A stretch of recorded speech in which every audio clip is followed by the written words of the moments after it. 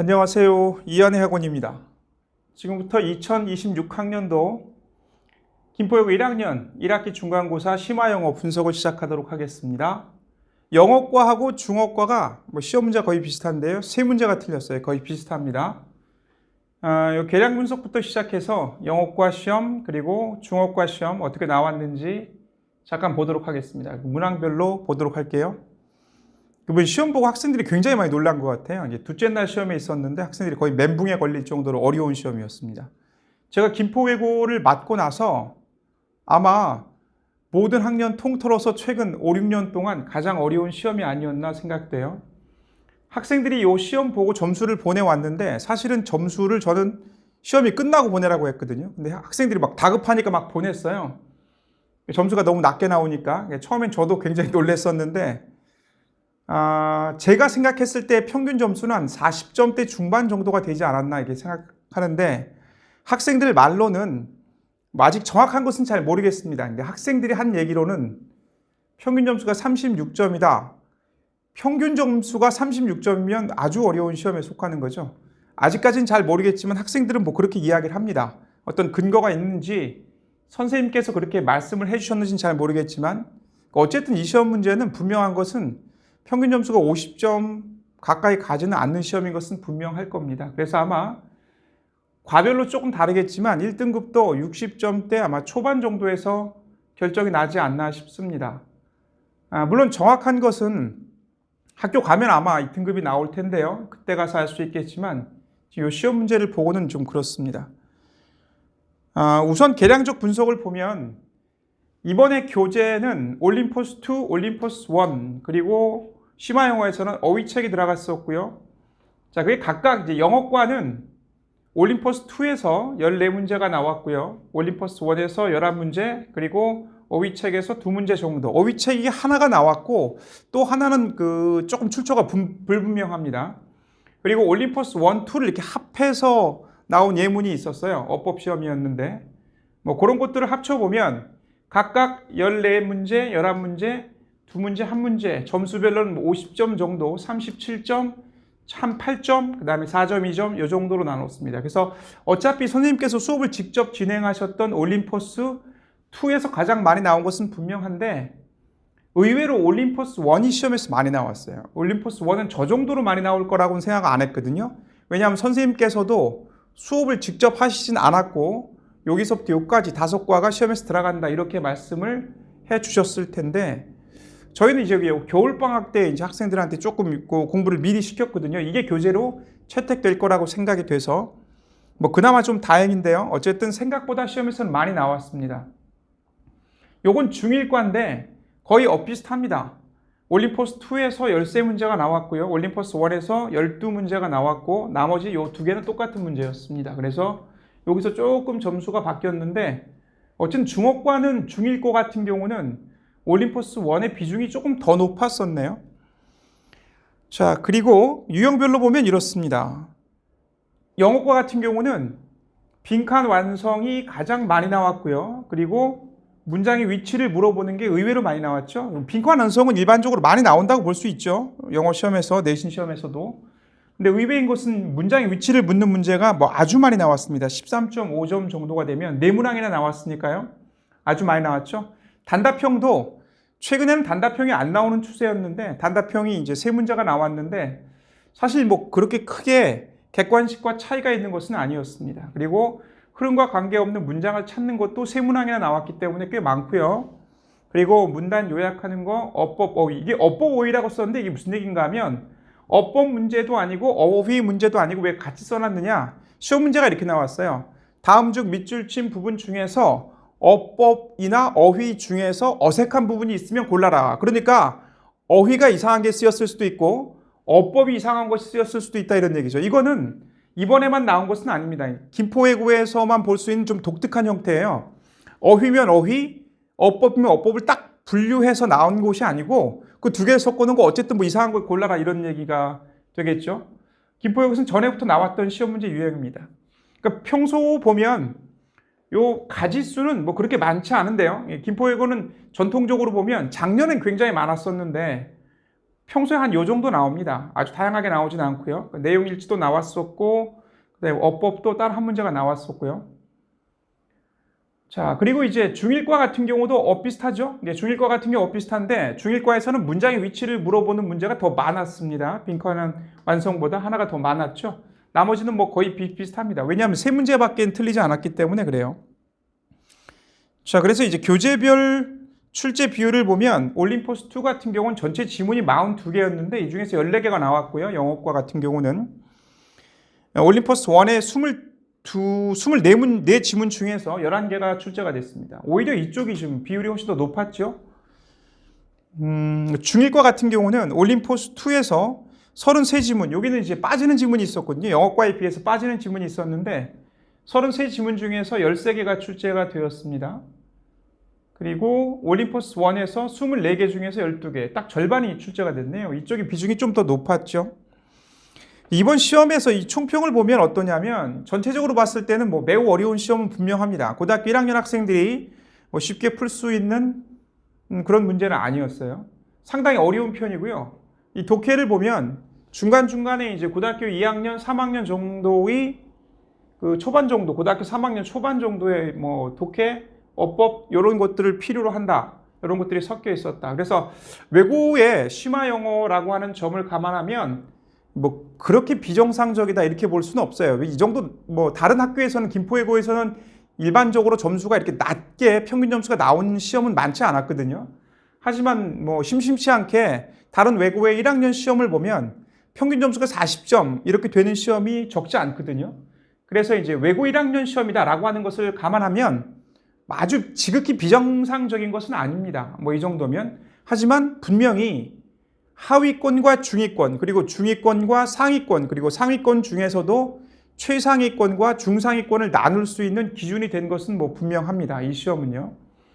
이 출제 방식의 특징은 뭐냐면 원문, 그 교재에 나왔던 원문을 그대로 출제한 게 있어요. 그래서 뭐 2번, 3번, 몇 번 이런 것들은 원문을 충실하게 공부하면 영어를 아주 썩 잘하지 못해도 맞출 수 있는 문제가 되는데 이제 문제는 여기서부터 시작되는 거죠. 이제 원문을 변형 확장시켰다라고 하는 게 있어요. 이게 무슨 얘기인가 하면 원문에 이제 같은 문장을 패러프레이징해서 바꾼 것뿐만 아니라 없던 것을 집어넣은 것도 있습니다. 없던 문장을 새로 작성해서 이렇게 집어넣은 것도 있어요. 그래서 이런 것들 특히 이제 5번, 7번, 뭐 8번 이런 것들은 원문을 뭐 그대로 외웠다고 하더라도 뭐 그대로 풀기는 좀 쉽지 않습니다. 자, 그래서 근데 이런 것들을 대비하려면 어떻게 해야 되느냐면 이만큼의 원문이 있으면 선생님께서 원문을 뭐 그대로 한 문장 한 문장을 다 영어에서 뭐 패러프레이징해서 바꿔 쓸 수도 있고요. 또 하나 이번 시험에서 특징은 이 부분은 뭐 그대로 쓰거나 약간 패러프레이징 했는데 원문에 없던 것을 있던 것을 빼고 없던 것을 집어넣거나 이렇단 말이야. 근데 원문에 있던 것을 빼고 뭐 없던 것을 갖다 집어넣었다고 할지라도 글의 내용 전체를 다 바꾸지는 못하잖아요.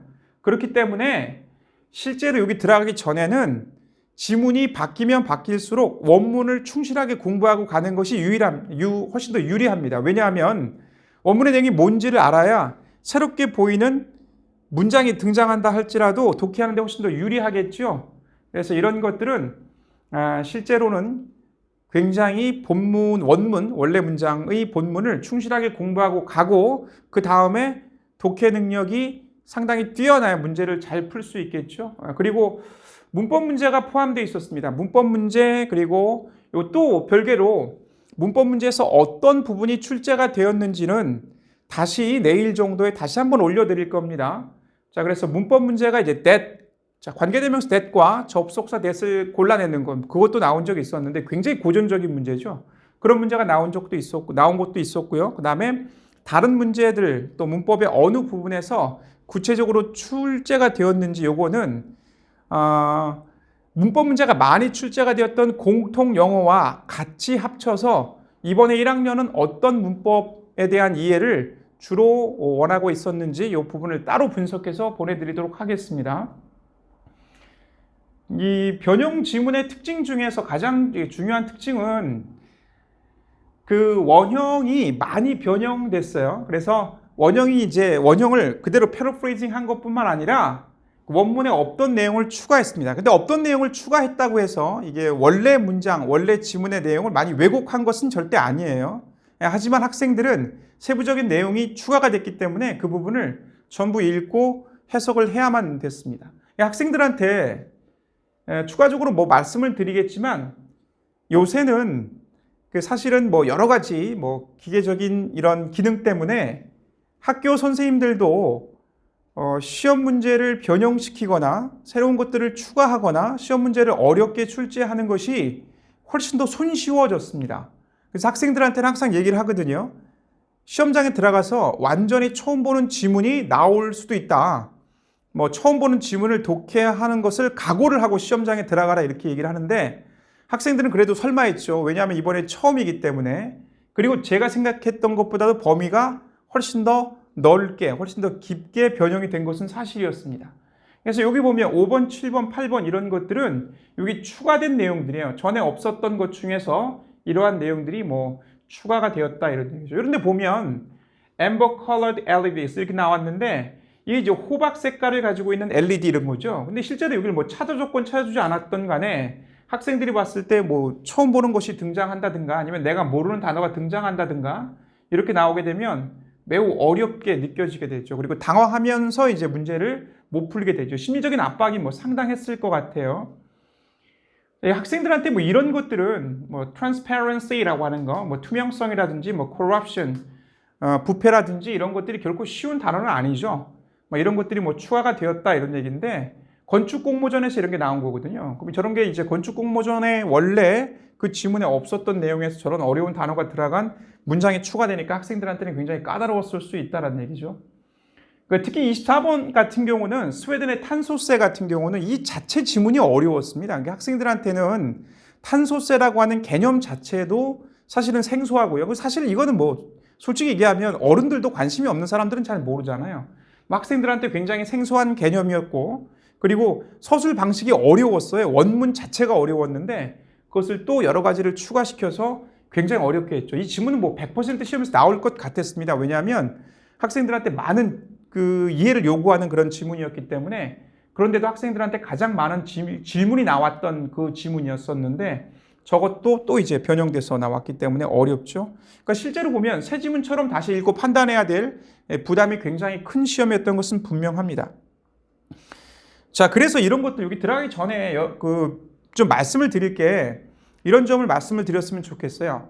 이제 그 시험 문제가 일반적으로 우리가 이제 기계라든지 AI라든지 이런 프로그램을 이용하면서 학원에서는 학생들의 시험 문제를 시험에 대비하는 과정이 어느 정도는 편해진 게 사실입니다. 무슨 교재를 뭐 편집한다든가 이럴 때 조금 편해진 게 사실인데 근데 이제 이 선생님들조차도요. 학교에서 출제를 하시는 분들조차도 이 AI를 이용하기 때문에 실제 이제 뭐가 더 중요하게 됐는가? 그러니까 선생님들께서도 뭐 이제 꼭 그렇다는 것은 아닙니다. 근데 이제 변형이 쉬워졌다는 거죠. 변형이 좀 더 변형의 정도가 훨씬 더 많아졌어요. 훨씬 더 깊고 많아졌기 때문에 새로운 지문을 대하는 것 같아요. 학생들한테 아무리 원본을 충실하게 읽고 들어가라 이렇게 얘기한다고 하더라도 그 지문을 새로 들어가서 독해를 해야 된단 말이죠. 그러니까 첫 번째는 이제 어떤 이제 특징이 있냐면 지문 변형이죠. 변형의 정도가 커졌기 때문에 지문 자체의 난이도가 어려워진 거죠.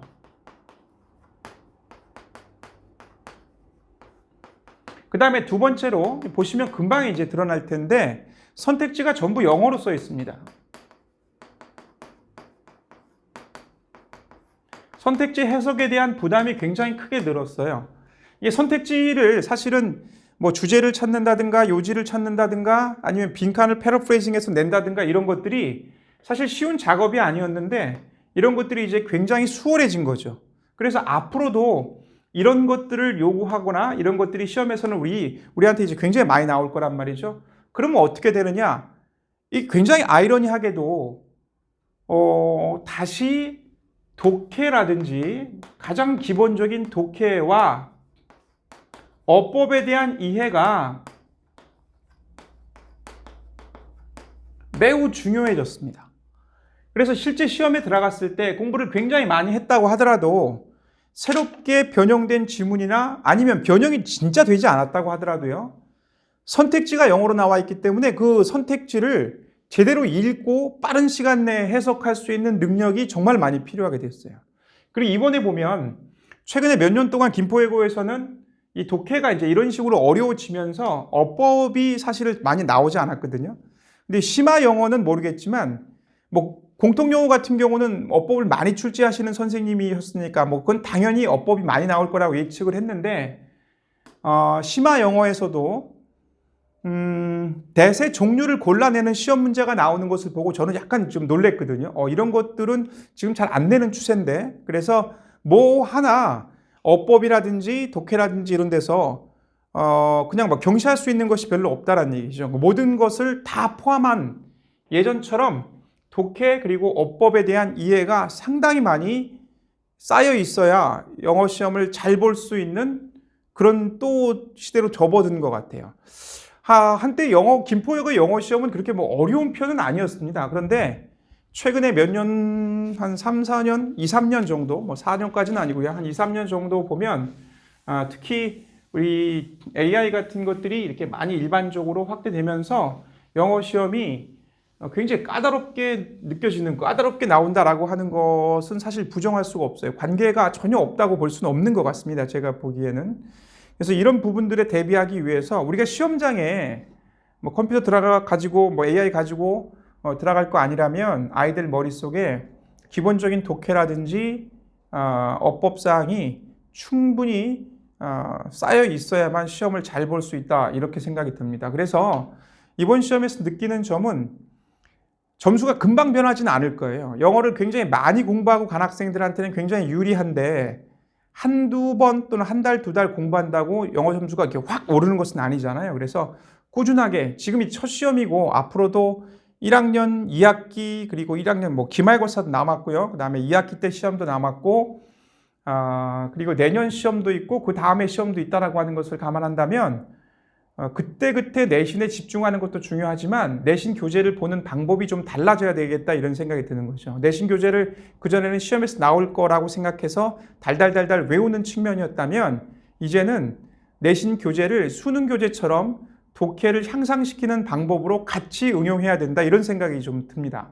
그리고 방학 때 같은 때 기본적인 영어 공부, 뭐 독해 공부, 그 다음에 어법 공부를 하는 것을 절대로 게을리하면 안 되고요.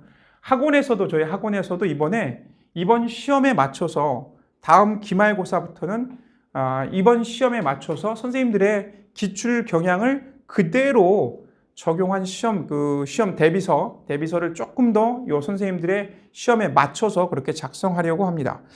개별적으로 여기를 보시면 여기에 보면 이렇게 보시는 요령이 이래요. 여기 이제 이 시험 문제가 나왔고요. 그 다음에 이쪽에는 취소서는 원래 써있던 원문을 지운 겁니다.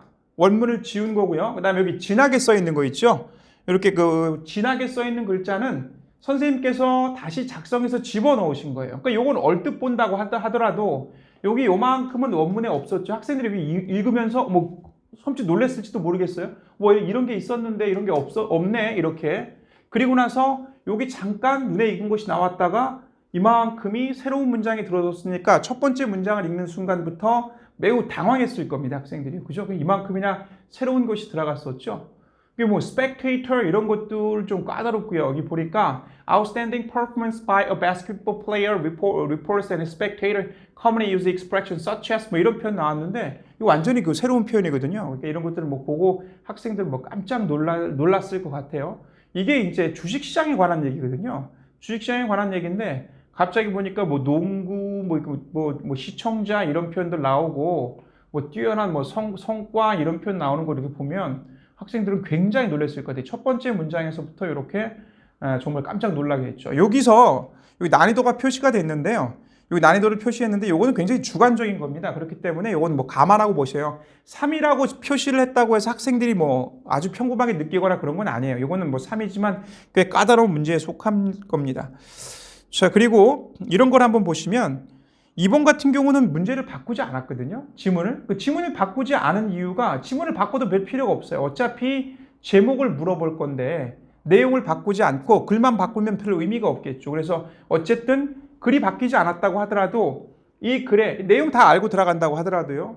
곧바로 요곳에 뭐 제목 같은 경우는 문장에서 그대로 해석을 해야 되죠. 그러니까 이런 것들은요. 글을 바꿀 필요가 없는 글들이 있는 거죠. 문제에 따라서 제목 같은 경우는 굳이 바꿔도 이 내용을 완전히 바꾸지 않을 바에는 제목을 해석하는 것으로 충분히 영어 실력을 측정할 수 있다. 이렇게 본 것 같습니다. 선생님께서는. 선택지가 이런 거 진짜 어마무시하죠. 수업 시간에, 시험 시간에 들어가서 짧은 시험 시간에 이걸 다 해석하려고 한다면 학생들한테 주는 이 압박은 뭐 대단할 것 같습니다. 여기 지금 가장 난이도가 낮은 것으로 표현이 됐는데요.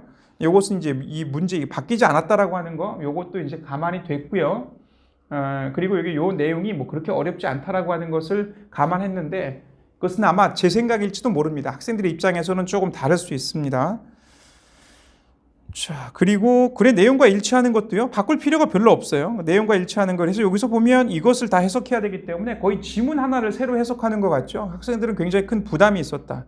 그러니까 이걸 보고 느끼시는 게 있죠. 이런 것들은 뭐 학생들이 보든 아니든 간에 기본적으로 내가 교과서를 아무리 달달달달 외우고 들어가도 별 필요가 없는 거죠. 이제는 교과서 달달달달 외우고 가는 것도 중요하지만 그것을 독해 교재, 이것을 이용해서 내가 독해를 향상시키는 목적으로 사용하지 않으면 시간이 지나도 이런 문제 제대로 풀 수 없다 이런 뜻인 거죠. 이거 다 읽고 즉시해서 해석을 해야 되는데 영어 공부가 많이 되지 않은 학생들은 이걸 보고 얼마나 깜깜했을지 참 상상이 갑니다. 굉장히 학생들한테는 어려운 그런 문제인 것은 분명합니다. 자, 이런 문제 5번을 보시면 5번은 이만큼을 다 지웠죠. 보이시죠? 다 지웠습니다. 이만큼. 애들한테 익숙했던 부분을 싹 다 지웠어요. 싹 다 지우고 새로운 문장이 이만큼이 들어가가지고 뭐 끝에까지 다 지나 이렇게 들어갔습니다. 이 부분을 완전히 대체했다는 거죠. 이렇게 저 부분을 그러니까 일부만 남겨놓고 그러니까 학생들은 이렇게 생각했을지도 몰라요. 아주 조금인데 이걸 딱 읽어보고 나서 그냥 덤벼 들어가지고 지문이 똑같겠구나 이렇게 생각한 사람도 있었을 텐데 근데 여기 보니까 이것이 완전히 새롭게 바뀐 곳에서 나왔기 때문에 다 읽어야 되죠. 이 문제는 굉장히 잔인한 문제죠. 학생들이 보지 않았던 거예요. 이게 전혀 학생들이 읽어보지 않았던 곳에서 시험 시간에 그냥 들어가서 읽고 그대로 그냥 문제를 풀어라 이거죠. 왜냐하면 새로운 곳인데 ABC에 들어가는 것이 어휘를 찾는 거잖아요. 그죠? 그러니까 이 문장을 제대로 다 해석하고 답을 찾지 않으면 매우 어려운 것이겠죠. 사실 그리고 여기 나와 있는 게 이런 게 뭐 쉽진 않죠. 예를 들면 여기 동그라미 1번 같은 경우 disperse 같은 경우 이렇게 분산시키다라는 표현을 모르는 학생들이 꽤 있었을 것이고요. 뭐 disorient 같은 경우는 방향을 잃다 이런 것이 여기 좀 까다로웠네요. 그죠? 3번은 그 까다로운 것이 없고요. 뭐 4번도 그렇게 뭐 까다롭지는 않은데 여기 보면 뭐 impair 이런 것들을 모르는 학생들도 꽤 있습니다. 사실은 외국 학생들도 어휘 실력이 부족한 경우가 굉장히 많기 때문에 이것도 뭐 실제로 다 읽고 단어 다 이해하고 이런 상태에서 풀어야 되기 때문에 학생들한테는 너무 좀 까다로운 문제가 아니었을까 이런 생각이 듭니다. 자, 이렇게 분석을 해놨습니다. 그리고 여기 보면 1번, 6번, 13번 같은 경우는 영어과에만 출제된 문제입니다. 영어과에만 출제된 문제고요. 요 뒤에 가면 나머지 문제는 똑같습니다. 그러니까 1번, 6번, 13번을 빼고는 나머지 문제가 중1과하고 영어과가 똑같고요. 그 다음에 요 뒤를 보시면 맨 마지막에 중1과 문제를 따로 집어넣습니다. 1번, 6번, 13번은 영어과 시험지에 요거는 영어과만 받고 중1과 시험지는 없습니다. 그리고 중1과 시험지에서 9번, 17번, 24번 문항은 중1과 시험 문제에만 있는 겁니다. 여기 보면 요것들이죠. 9번, 그 다음에 17번, 24번 요게 중1과만 있는 건데 이 점수 배점도 조금 틀려요.